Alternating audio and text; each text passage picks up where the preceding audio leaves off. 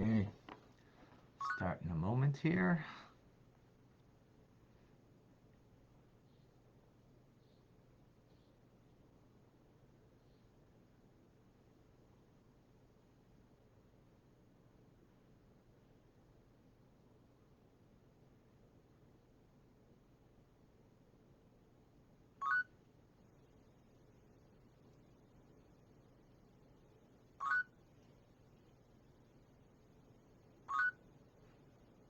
Okay. Good morning. Good Tovach, Shavua Tov, a wonderful week. Gimel Tammuz. Welcome to Mystical Teachings from the Tanya. I'm Rabbi Ronnie Fine, coming to you from Chabad Zichron Kadeshim in Montreal, Canada. It's a privilege and a pleasure to share with you the Tanya. Today is indeed a very auspicious day. 27 years, Gimel Tammuz, third day of Tammuz. We'll touch upon this more a bit later, but a very special day indeed. So we welcome, as we welcome at all times. By the way, just a reminder, tonight, 6:30 is a class, and 8 o'clock there's a Fabringen with my good friend, we were yeshiva students together, and he lives all the way down in Australia, Rabbi Chaim Tzvi Groner. We're going to Fabring together, so please come and join us tonight. It's going to be on Zoom, 770, 6085, or on Chabad ZK Facebook page. But come on Zoom and join us. Andrea, good morning to you in Phoenix. Rabbi, in Tangiers, Morocco, good afternoon. Natasha is with us. Good morning. Deborah, shalom. Yan in Mexico, welcome. TJ in Australia. Oh, okay. John is with us in North Carolina. Good morning. Tony, shalom to you in Costa Rica. Clem in Brisbane. Good evening. Dam is with us in Indonesia. Deborah in Kitchener. Evelyn in Maryland, shalom. Alberto, welcome. Chaim at the Mexican border. McAllen, Texas. Okay. Anna in Budapest, good afternoon. Tim in Texas, Shavua Tov. Eugenia is with us in Calgary, good morning. Margalozata in Poland, Shavua Tov. And Liba and Davida, Shavua Tov, Gutfoch in New York. Julia is with us in Florida. Pamela in Virginia. Susan is in Scranton, Pennsylvania. Good morning. Darren in the Philippines. Good evening. Misty in San Antonio, Texas. Good morning. Daisy in the holy city of Yerushalayim. Yes, enough, right? We need Mashiach now. Oh, thank you, Davida, about sending a letter to the Rebbe. It's posted on Facebook. Yeah, some of the things we'll talk about later. Absolutely. Stephanie in Colorado Springs. Shalom. Susanna in Miami. Shavua Tov. Samantha is in Sydney, Australia. Okay, where we're going to be later on in Australia. As we mentioned, we have Batya with us. Eliana, Tim, Sina, Josh, David, and one second.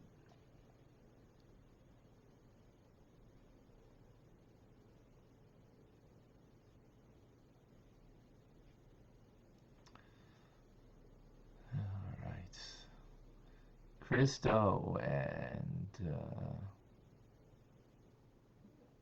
Flora. Welcome. All right, folks. Being that today is Sunday, so we split the class into two. Shabbos' class, and then we go into today's class. Okay. So we conclude chapter 10 today. We are speaking about light, divine light. That is an expression of the Kabbalists to give us a metaphor to understand divine attributes, the divine attributes of God that are used to animate or create a world that we all know and love. Well, hopefully. So, in conclusion of chapter 10, the Alter Rebbe gives us some examples of what it means, the divine attributes, and how they work in the creative force. But before that, a question. You know, why 7 days of the week? It makes no sense. Seven is just not a, um, 10 is a whole number. Maybe half of that 5, double of that 20. Where does the idea of a week come in? Well, of course, we all know, because creation, right? God created the world in 6 days, and the seventh day he rested. Which, by the way, is a great indication to show you the truth of the Torah, that all of humanity has accepted this. Why would they accept this? Because it wasn't acceptance in the beginning. Yes, there are other calendars that have different, that had 5 days, as a matter of fact. There were different calendars that had the week divided in different manners, but they haven't lasted. This is now the only accepted one. Um, so, just showing you the acceptance of the understanding of creation as Torah tells us. But that itself has a question. Why? Why, why 7 days? It's because there's 7 emotions. Yeah, but there's 3 intelligence. There's 3 parts of intelligence. Why not 10 days? If it's about, the divine attributes, there's 10 attributes. So why not 10 days then? So the whole idea of creation ultimately is revealing God in this world. Yes, that's done through concealing himself, but ultimately that we should reveal him. Intelligence is has does not necessitate another being, another human being, or any other being. Intelligence, you can just, intellect things in your own mind, and you don't need, you could get lost in a forest all by yourself, and if you're a, great biologist, just understanding the biology of everything in the forest, from the leaf of a tree to the biology of the chimpanzee, right? So you don't need anybody. You don't need to express it to anybody, because just from the vantage point of the mind, just, the enthralled in your own head of understanding. When do you need others? When does there another person come into play? That's called emotions. Emotions necessitates to have an emotion towards someone, right? Love is an emotion. Fear is an emotion. That's only because there's otherness. There's otherness. So that's the beginning of creation, in a sense, is through the divine emotions. The light of God is the expression, or the metaphor of the Kabbalists. And hence, the divine emotions will be expressed in 7, 6 days that are similar, and the seventh that is different. The seventh day, it's the Alter Rebbe doesn't speak about it here because it's not the point, is the attribute of Malchus, sovereignty. But let's go what the Alter Rebbe explains. He says then the 6 days of creation. So the attribute of kindness is the main expression on the first day of creation. Now, in God's divine kindness, enclosed in there, in other words, a part of that kindness is expressing the divine will and the divine intelligence, absolutely. But the divine will and intelligence are not sufficient to propel otherness. It's when it comes into emotions that now there's a place for other, space for another, uh, and so on. So the first day of creation expresses kindness, divine kindness. And therefore, on the first day, what was created? Light. Vahior, let there be light. And there was light. Now, that being said, if it was just an expression of divine kindness, then divine kindness would be without any kind of limitation. And therefore, it would express itself in such a spiritual light that would be limitless. So the truth is, all of the attributes of God, being that they're holy, holiness means inclusiveness, which is another lesson on its own, which we won't digress right now. But inclusion. So what does kindness include? Chesed, gvura. Gvura meaning restraint, might, holding back. So because there is an aspect of gvura in that kindness, therefore the light is actually a light of a thing that's not limitless, but limited based on that gvura. It's a limited light. It's not a spiritual It's not a spiritual light that is limitless, but a limited light as a result. So that's what God creates on the first day. On the second day, what does he create? Or rather, let's start first. What is the main attribute? So on the first day, it's chesed, kindness. On the second day, it's gvura, power, strength, restraint, refrain, holding back. What happens when you hold back? You make division, right? Like you remove and now you make a separation. Separation makes division from one thing to another. And that's what happened on the second day. On the second day, let there be a firmament in the midst of the waters, and let it divide the waters from the waters. Right? A separation between waters. The waters above that are spiritual waters, and the physical waters down here below. Now, just as so, that's the second day. So the second day, Monday, starting from Sunday night to Monday night, right?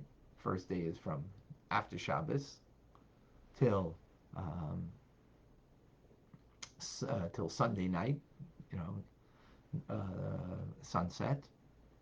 Then starts the next day, Yom Sheni. So on the second day, there's division created, separation is created. Um, Now, again, being that this is not separation in a negative way, right? Division in a negative way, right? It's wholly attribute of Gevura, of God's power of restraint. So, of course, what does it include? Chesed, kindness, meaning it is ultimately um, an expression of divine kindness that it takes a back burner. It's not what is clearly being perceived, because what is being clearly perceived? Division, the waters above, the waters below, and so on. And those are the two examples that the Alter Rebbe gives. Well, I'll just give the third day also, which is Tiferes, compassion, compassion, and the first 2 days there was no reality of anything to no reality of this world down here. There's light, not the sun's light, on the first day. Second day, division. Waters were like, all over, separating the waters. Third day became landmass. The waters receded below the land, allowing for vegetation to sprout. That's the third day. That's the beginning of, you know, of the possibility of human existence, ultimately, or any kind of existence on Earth, and ultimately human existence. First 2 days didn't have that, at least, um, potential. I mean, the potential obviously was there. I shouldn't say that. The potential was there, but here it is, comes, and now it could be a world that Adam and Eve could eventually enter. So that is compassion in the sense that there's um, space for another. But that's now the Alter Rebbe says over here that as a result of all of this, that's the way we perceive it. But we should know that in the divine order of things, from God's perspective, there isn't like the right hand, the left hand. They're Chesed and Gvura, and on the first day it's Chesed, and the second day is Gvura. It's all Him, because it's all these attributes, divine attributes, divine emotions, are bound up in one with God. From His perspective, it's just an expression of Him. Period. We see it in a compartmentalized way. We understand it that way because that's the way we are. That's the human condition. We cannot um, perceive um, that the divine attributes of God are like the ray of sun within the sun, that they have no um, expression other than their source, God. We don't we don't perceive it that way. Again, because by us, our powers of the soul, that we have kindness, we have chesed and gvura and the like, is a compartmentalized, or a compound of it. So we have to choose it. Um, we are not it. God doesn't choose it. He is it. Why? Because even though it is so distant from Him, yet it's totally bound up in one with Him. Now, so there's something that's interesting that comes out of this idea here, that just to bring out. Um, as a result, as we're saying, the first day, the primary divine attribute that is being expressed is Chesed. Second day is Gvura. Third day is Tiferes, beauty, compassion. Fourth day is Netzach, endurance, victory. Fifth day is Hod, humility. Sixth day is Yisod. And then the seventh day, of course, is Malchus. Yisod being a foundation, connection, and then Malchus, royalty, sovereignty. The It's interesting that we're in the year 5,780 plus. Um, if we would look we can see every day of the week how it expresses itself. And again, we just went through three of them, but everyone does express the specific attribute of that day. But even when you take history, you'll see how history expresses itself. In the first 1,000 years is Chesed, second 1,000 years is Gvura, the third 1,000 year is compassion, and so on and so forth. Which is an amazing thing, but we're not going to do that here. I just wanted to throw that interesting idea out there. Now, um, what this means is as follows. The first day, God, well, actually, let me back up for a moment.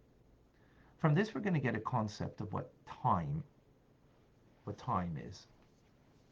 Right? We're talking about a 24-hour time period, that the first day of the week, Chesed, is the primary divine attribute. Second day, the primary divine attribute is Gvura. Again, remember, the other attributes are also enclosed and found and within it, but not in a but in sort of as a back burner, right? Um, Sorry, one second.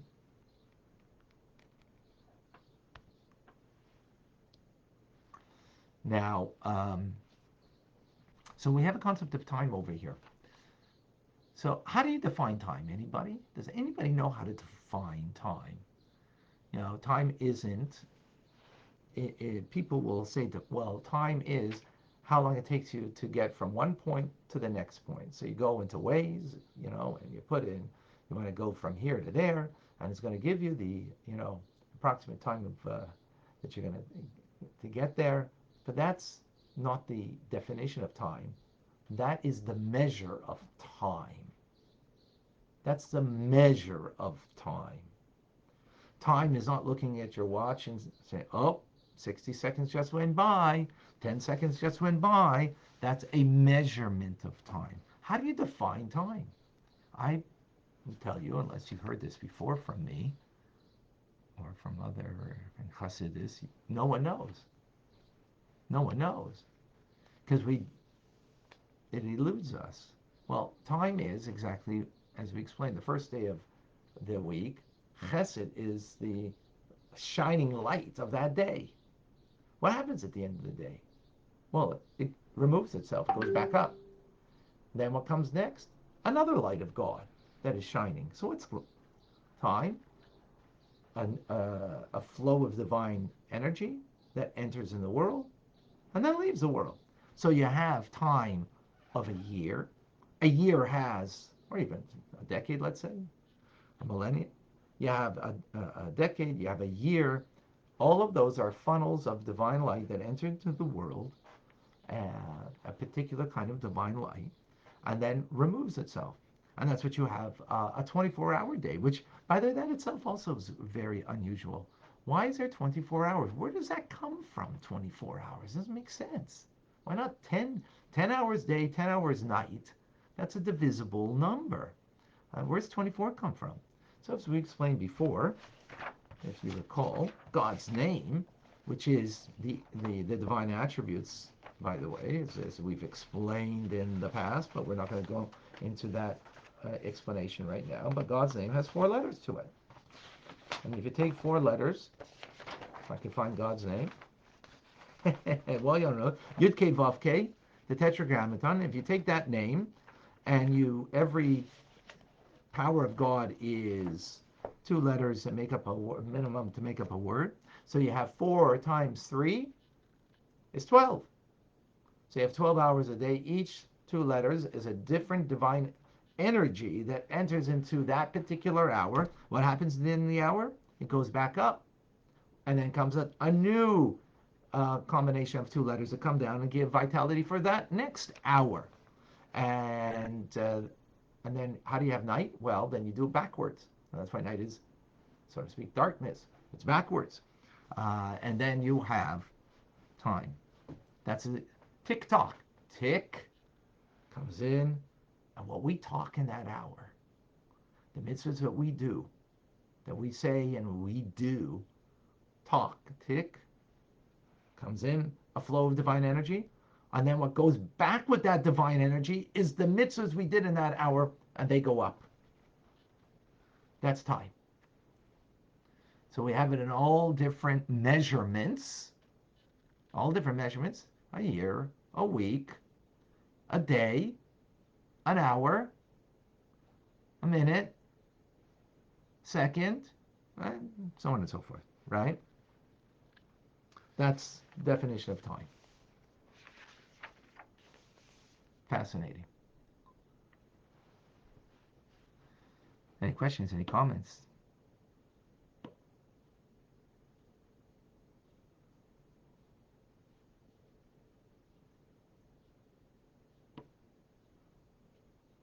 Any thoughts on this? Any questions? This is the end of chapter 10.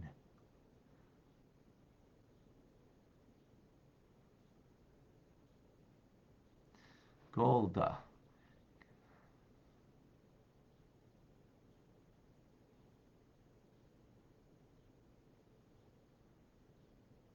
Yes, later on, Gimel Tammuz we'll get to. It's Hashem. I don't see a question unless I missed something. Davida, help me out. If you see a question, I don't see. I know now that. Anybody here? Bachiel, Liana, Tim, Josh, Adi, David, Michelle, Mendel, my dear son, Sina, Joshua, Glenice, did I get that right?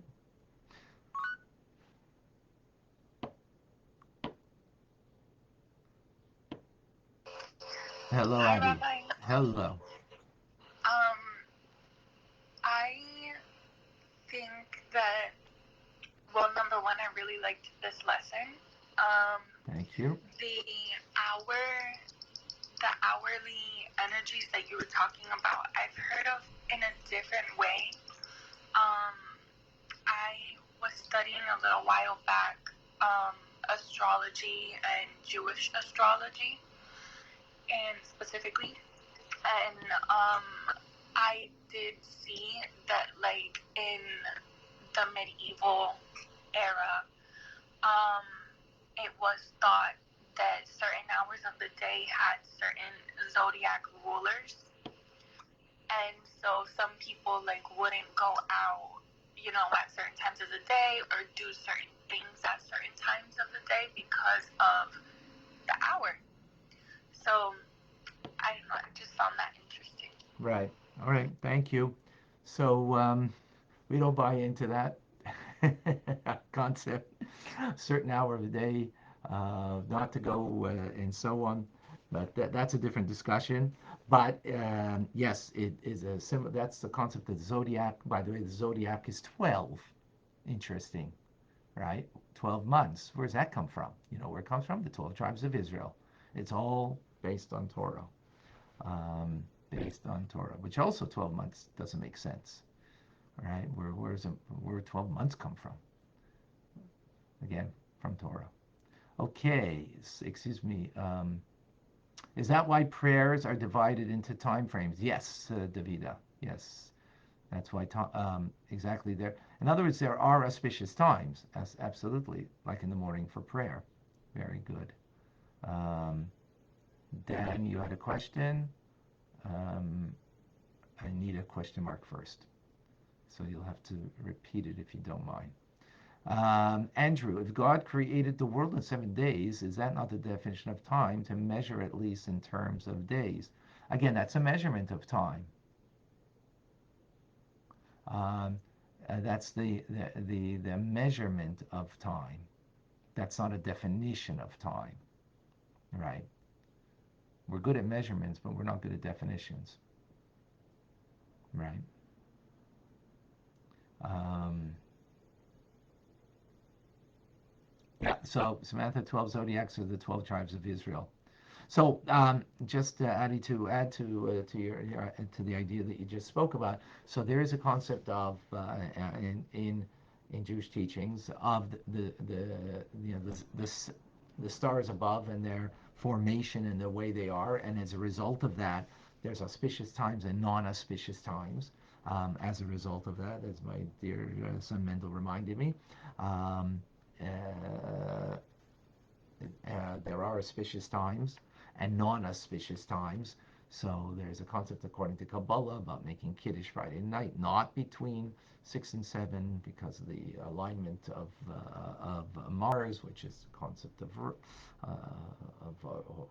wine, red wine, and whatever. I'm not going to go into that. So there is that concept of things, but as a general rule, um, the, the that's part of nature, and through Torah and mitzvahs, God gives us an opportunity that we can rise beyond nature. But that's just in brief. But that's the concept. Yes, the concept of time. It's a divine energy that flows in.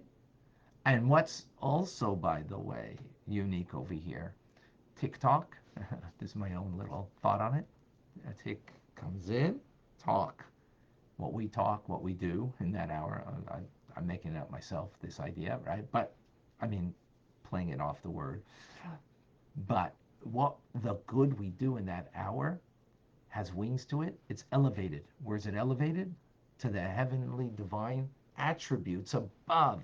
We learned that much earlier, and I don't want to go off on that too much. And therefore becomes united with the divine attributes above, and therefore our actions become eternal as a result. So that is also a complete novel idea, right? That in time we are connected to eternity. That's Torah and mitzvahs that God gave to us.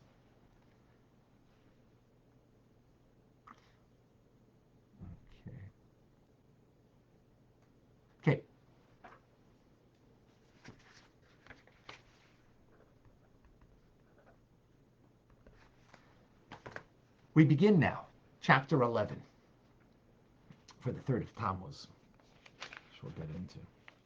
So, previous chapter, chapter 10, speaks about the divine attributes, and as the Kabbalists gave it a metaphor of or, of light, as light is ultimately, from God's perspective, the light, the ray of the sun is within the sun, and really God is just, it's Him.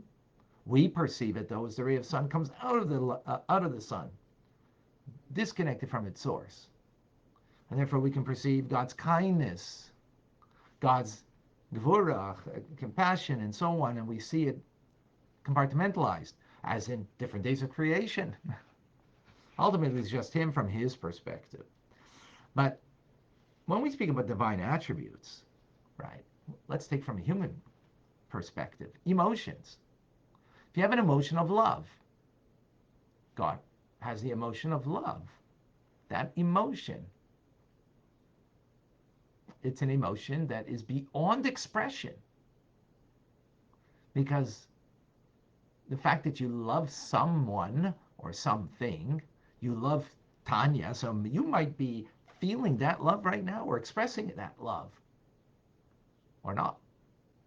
You have a love towards somebody. Doesn't mean you're expressing it now, but it's there. It's beyond your expression. Where does the expression begin? In your thoughts. Now, ultimately, in expressing it to the other. By you, I love. So, feelings, again, feelings, not thoughts of feelings, that's an expression of the feeling to yourself, because you can have a feeling and it's something beyond what you have ever expressed, and it's there, in the subconscious of the heart, so to speak. When it gives expression, it can give expression in many different ways. You I love you. It could be through an act of giving some roses. It's not a rose. Right? Giving a gift of some sorts. So the expression takes on a very particular manner. And that's the concept of the 10 utterances that we see in Genesis that God created the world with. In other words, God's divine attributes are not what's brought down in the book of Genesis, in the act of creation. What's brought is His utterances that express His divine emotion. So when God said, let there be light on the first day, that's an expression of chesed, but it was through a particular divine utterance. Vahiyor, specifically that kind of expression. Meaning, there's other kinds of expression of divine kindness. Water is an expression of divine kindness too. There's different words that of expression. The words mayim are the expression of water. That's an expression of divine kindness, that God creates water. So in the act of God creating this world, it's not sufficient, the divine emotions. The divine emotions need expression. They first come into expression in thought. Well, let's take from the human dimension, and we'll appreciate and understand from the divine dimension. So in the human being, you have a feeling. It first comes into thought, which is an expression of that feeling to you, and then you express it in words and action to another. Again, with the words, I love you, or you're just so amazing, or you're mine, you're my child, you're my spouse. Another word that I won't go into now. And then in action, right? right? Expressing those words with some kind of uh, action, such as a physical embrace, of a hug, whether it's giving, again, a gift of some sorts, whatever it might be. The point is that the expression of it takes on many different ways. Why is that important? Well, because in creation we do see God's chesed, gvura, tiferes, and all the divine attributes that find expression in many different ways. Meaning that God in the act of creation expressed it through an utterance, through saying the word, let there be light, let there be water, right? Let there be a separation of the rakia of the heavens above, the firmament above, to separate, and so on and so forth. In those words, in the act of creation, what's found there? What's enclosed in there? The emotion, the divine emotion, just as in the human condition. That's right. When if you were to say, "Dear, I love you," right, in a robotic way, with no emotion or your will there, maybe because it was a gun put at your head, gunshot wedding. Just giving that by way of metaphor to bring out the idea that um, that's not really expressing love. But when you say it in a loving way and the words are felt, I love you. You are amazing. And of course, the other will appreciate and feel that. Means in those words, the love, the emotion is enclosed. That's the idea. Is there, propelling it, that expression, that specific expression. And in that emotion is the divine. Well, and that's in the metaphor, but taking it to God, right? In the divine emotion is enclosed in that is divine intelligence, Chabad, divine will of God, and all of that is bound up and one with God Himself, beyond intelligence, divine intelligence, beyond even divine will, bound up and one with God. So it's an expression of Him.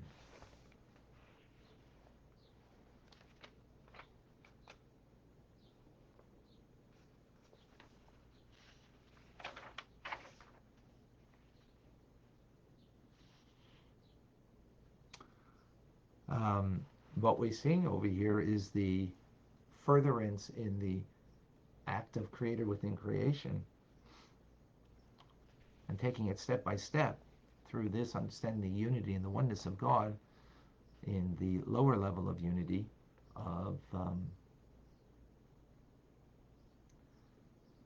lower level of unity as it's expressed in of what that there is a reality of world. And what is that reality? Nothing else but God. So we're understanding it now in the detail of bringing it down further. So we expressed it, divine emotions, that is concept of lights, and now we're expressing it further through the utterance, through the word of God.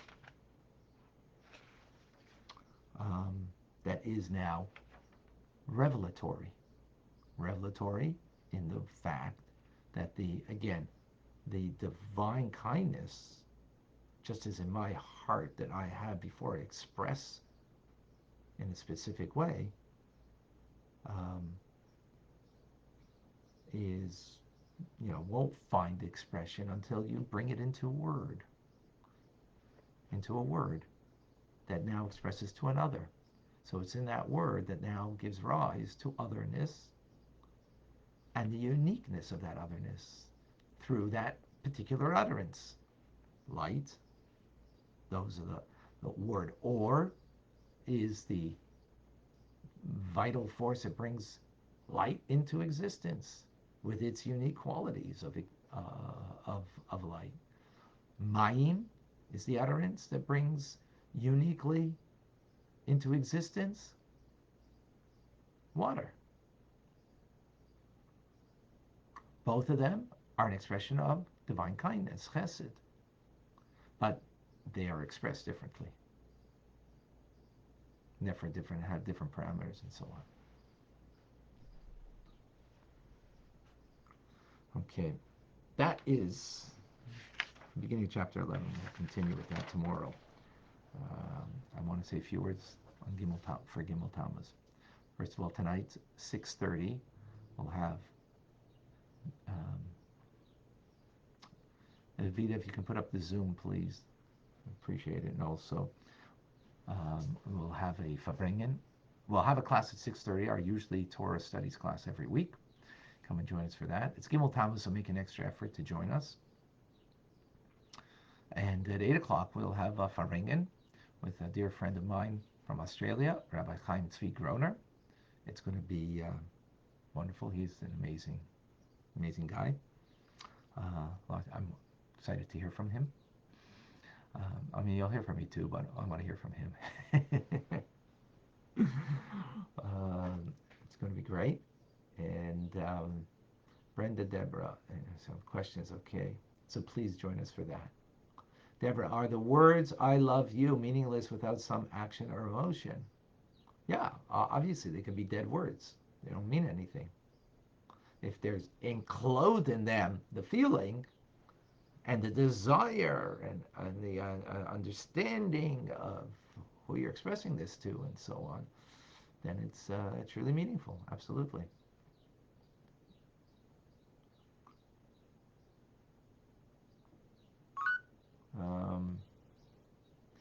Does this also relate to the times that Hashem sits in the throne of glory and when he sits on the throne of judgment? Yes, it does relate to it.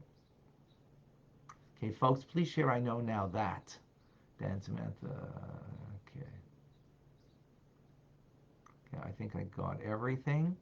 I'm going to, Eliana, quickly, because I only have a couple more minutes, because I have a big privilege of going to Fabring now in my grandson's classroom for Gimel Tammuz. So I got to leave in a few minutes, and I do want to share a thought on Gimel Tammuz.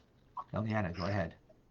Hey, real quick, and I don't know if this is a quick answer or not, but the text beginning of chapter 11 is talking about letters and how, the flow of the letters, what's creating the, Mayim creates water.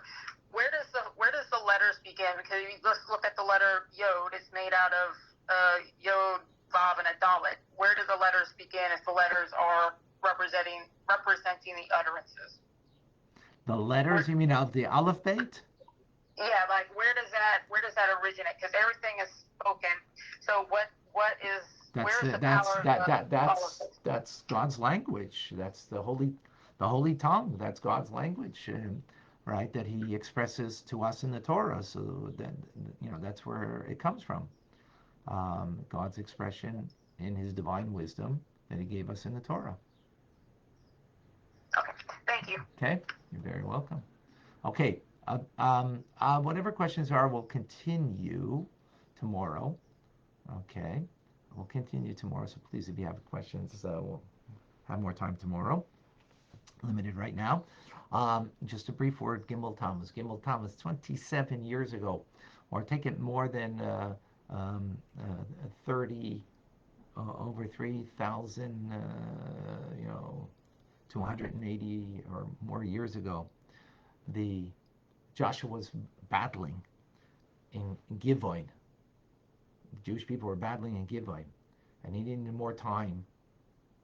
So it says that, and without going into Shemesh beGibeon Daim, that the sun did not set on the 3rd of Tammuz when there was a battle ensuing, in order that they would have more time to engage in the battle. That's right. Yes, both Zooms are, same Zoom. Thank you, Davida. Yes, thank you. So what does that mean? Usually we have a metaphor of when one holy Rebbe passes away, like the previous Rebbe, on the 10th of Tammuz in 1950, the sun set, but then the sun rises with a new holy, righteous Rebbe, which it did with our Rebbe. But Gimel Tammuz was Gimel Tammuz. The Rebbe passed away 1:20 a.m., which was Gimel Tammuz in the entire universe, Hawaii to Australia. It was Gimel Tammuz, and the sun didn't set, meaning the Rebbe's light did not set, it continues. Meaning his inspiration, his teachings, his presence, even though physically he's not here, but spiritually, he is very much so. And the fact that we are learning together is, yes, it's the Alter Rebbe's teachings that we are giving over. The first Chabad Rebbe, the Rebbe is a continuation of all of the Rebbes and more. And just as the Alter Rebbe is very present in his teachings, the Rebbe brings that now to a whole new dimension, that there are more people involved. The light gets stronger, not weaker. And we need to try to appreciate on this day and take from this day how the Rebbe's teachings and his presence, his spiritual presence in our lives could be real, that we don't feel disconnected, but we feel very much connected. That's the power of this day. More on that tonight when you come to Fabring. Please do come join. If you can't come at 6:30, at least come at 8 o'clock. We'll have Fabringen together, and looking forward. I'm Rabbi Ronnie Fine, coming to you from Chabad Zichron Kadeshim in Montreal, Canada. It's a privilege and a pleasure to share with you the Tanya. Have a wonderful day and a meaningful Gimel Tammuz, and this day should be transformed into the ultimate redemption of Mashiach now.